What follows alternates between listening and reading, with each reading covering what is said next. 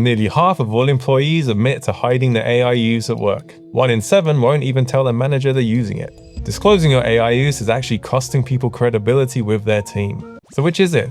Do you hide it or do you show it? I'm Tom from MentorCruise. Today, 2 mentors, one a product leader at Starlink, one a product leader at Google Cloud, tell you exactly how to use AI so it makes you look sharper, not lazier, and whether it's quietly costing you your edge. Let's go.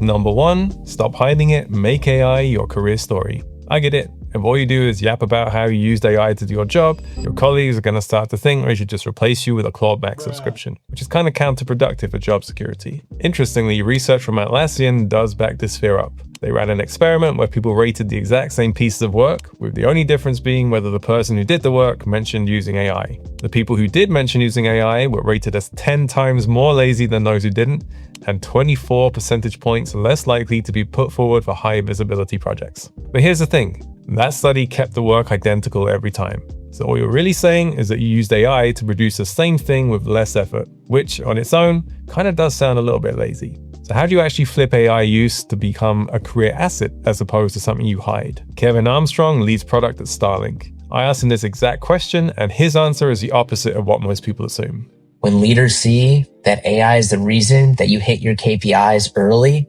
or at your milestone, that becomes an asset to tell and a success story. In product management, the difficult part is at the end of the process. Post-deployment or during the build portion, AI can spin up your prototypes and your design drafts in seconds.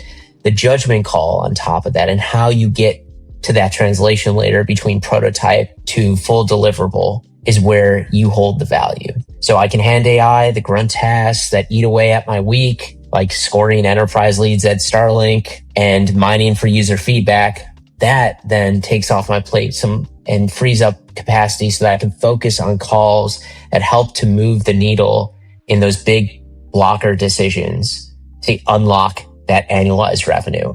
Once leadership credits AI for helping to deliver some of these results and accelerating it, hiding it does not make sense. Frankly, getting credit for results is way better than getting credit for how long you sat in the chair to do the work, and it's a much better business culture. We've probably all experienced the version of working in an office where people are scared to be the first to leave at the end of the day because it looks like you're slacking. But if you're sat there just flicking between tabs with your eyes glazed over, you're not actually helping anyone. So if AI is the reason that you ship something quicker or achieved a better result, don't bury it. That's the story you want your manager repeating at review time. And what's important to note here, Kevin places the real value on the judgment calls you made to achieve the result. That's the thing AI can't replace. No. Atul Totre does product management at Google Cloud. He's got a metaphor for this that reframes the whole fear. First of all, think of AI as a career multiplier, not a shortcut. It's like electricity. Now, when you have electricity available to you, do you sit down to study or work with a candle? That would be stupid. You power your home with electricity so that you can do your other work, right? You can successfully live in that house. AI is something same. AI is to be used. Think of that AI is your metal detector, not a flattening tool. Use AI to get access to a diverse set of data, analyze it, use AI to glean insights, and then use your judgment and expertise and domain to get that output and then massage it, transform it to do your business problem. Basically, a metal detector can tell you where things are buried, but it won't tell you what's worth digging up or how valuable that is to you. That's where your expertise and judgment comes in. So don't throw a problem at AI and then tell your boss it found a bunch of bugs. Use that finding as a multiplier that can accelerate and inform your own investigation. So the fear has it backwards. Your manager isn't rewarding hours in the chair, they're rewarding results, and AI is how you get more of them faster. Alright, so don't hide it.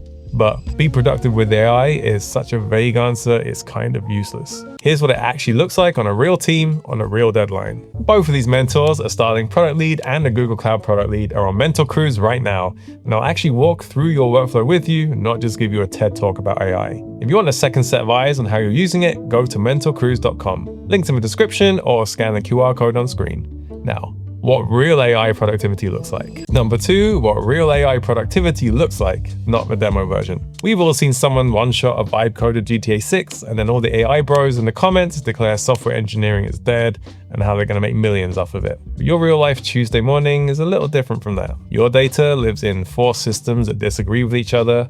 Half the context is across a bunch of Slack threads over the past 4 months, and the person who set the whole thing up left last January. What that means is just having access to AI tools isn't the advantage, because everyone's got them. According to Stack Overflow's last developer survey, 84% of developers were using AI tools or planning to, and nearly half of them are using them every single day. So what does that actually look like when someone uses it well on a real job? Here's Kevin again on the exact problem he used AI to solve at Starlink. In production, AI serves as a companion that is your analyst and deep researcher. At Starlink, I used looking at inputs. They were scattered throughout the place with many different sources and were a mess. And we would track thousands of enterprise leads with rules that shifted from one region of the world to another. Technical limits capped what we could promise to a customer. However, using AI, I could point at our acquisition funnel and let it find and mine for the exact stage where we lost revenue on Starlink.com's website. And performing this gap analysis that was further then iterated with myself to extract that value, I was able to find a detailed gap analysis of where we lost annualized revenue on Starlink.com and help develop a roadmap with my core team of engineers so that we can then go ahead and ship fixes before a competitor even spots the leak. A gap analysis is basically working out the difference between the results you should be getting and the results you're actually getting. Doing that manually can be slow because you have to go through a bunch of different customer journeys and analyze where things are going wrong. Using AI, Kevin not only saved time doing the analysis, but more importantly, you also save the revenue they would have lost to the leak during that time. Getting to solutions and decisions quicker, therefore, also impacts the bottom line. And here's a tool with a number that puts this in perspective: how long it used to take him to write one document. I do product management at Google Cloud. What it used to take me to write a product requirement document, PRD as a doc, by proper market analysis, customer analysis, segmentation, data, 1 week with at least a couple more managers, analysts involved. Now we write prd.markdown file. We have a template. We wrote a skill in Google with Jetski. And now we give this condition. 80% of that product requirement document that engineering needs is written in like seconds or minutes. And then but you don't just give that to them. Then you refine it, make sure you prioritize, you do real product management. But what used to take me 1 week or 2 weeks, now it's a matter of minutes. Look at how much resource a PRD takes at Google. Not just a tool's time, but like 2 PMs and an analyst too, which basically multiplies the time spent for every other person that you get involved. If I got that week back, I'd bump up one of those projects that always gets pushed down the priority list because important but mundane stuff like PRDs are taking up the time. Stuff like spending more time with customers or switching to bigger bets and need more focus to get going on. This channel exists to show you exactly what people who are actually ahead of you are doing differently. No gurus, no hype, just what's working right now. If that's useful, subscribe so you don't miss the next one. So real AI productivity isn't a flashy demo. It's turning a week of grunt work into minutes, spending the time you got back on the judgment calls that actually move the business. That sounds great until you ask the harder question. If AI is doing more and more of the actual work, are you still getting better at your job, or are you quietly getting worse? Number 3, are you losing your edge? Let's be honest. There's a real risk AI can make us dumber. Junior and mid-level engineers especially might be worried that letting AI write all the code will mean they stop learning how systems actually work. According to Sonar's State of Code Developer Survey, 42% of all code committed is now AI assisted. That's up from 6% in 2023. On top of that, 96% of developers say they don't fully trust AI-generated code, and only 48% always verify it before committing.